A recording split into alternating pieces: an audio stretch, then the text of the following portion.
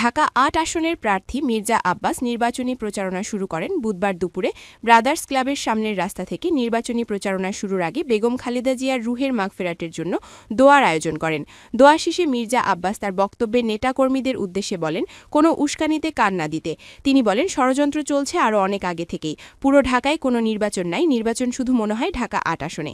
মির্জা আব্বাস তাদেরকে উদ্দেশ্য করে বলেন, বিএনপি শুধু ৮ আসনে নাই, পুরো ৩০০ আসনেই নির্বাচন করছে। ১২ তারিখ জনগণ ভোটের মাধ্যমেই এর জবাব দিবে। তিনি কর্মী ভাইদের ধন্যবাদ জানিয়ে বলেন, তাদের কর্মীরা নীরব, শান্ত, মানব ভূমিকা পালন করছে। বক্তব্য শেষে ব্রাদার্স ক্লাব থেকে র্যালি বের হয়ে ইত্তেফাক মোড় দিয়ে শাপলা চত্বর, দৈনিক বাংলা, প্রেস ক্লাব হয়ে বিভিন্ন এলাকা ঘুরে র্যালিটি শেষ করে। আমরাও করব না।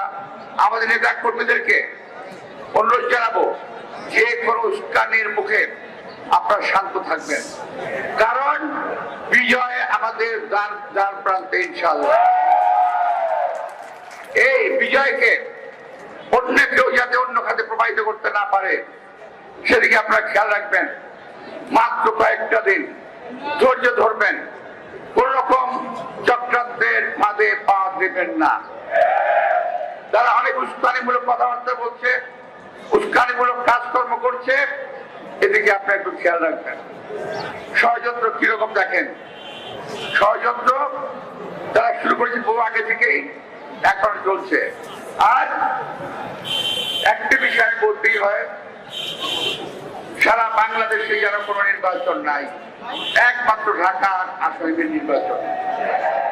সারা দেশে যেন কোনো প্রার্থী নাই, একমাত্র প্রার্থী মির্জা আব্বাস, আর কোনো প্রার্থী নাই। এমন একটা ভাবসাব তাদের ভিতরে। ভাই, বাংলাদেশের ৩০০টি আসনে বিএনপি নির্বাচন করছে, শান্তিপূর্ণ নির্বাচন হচ্ছে। আমার এখানে কোন অশান্তি সৃষ্টি চেষ্টা করবেন না। আপনি যদি চেষ্টা করেন, জনগণ তার জবাব দেবে। আমরা তার জবাব দেব না। জনগণ ১২ তারিখে ভোটের মাধ্যমে, ব্যালটের মাধ্যমে জবাব দেবে। এবং আজকের যে মিছিল ইনশাআল্লাহ আমাদের হবে, সেই মিছিল থেকে শিক্ষা নিন।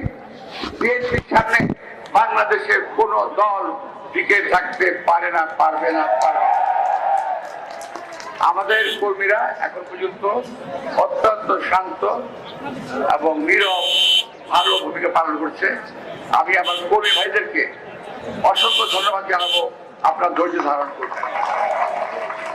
বিএনপির কর্মীরা উশৃঙ্খল নয়, বিএনপির কর্মীরা সুশৃঙ্খল।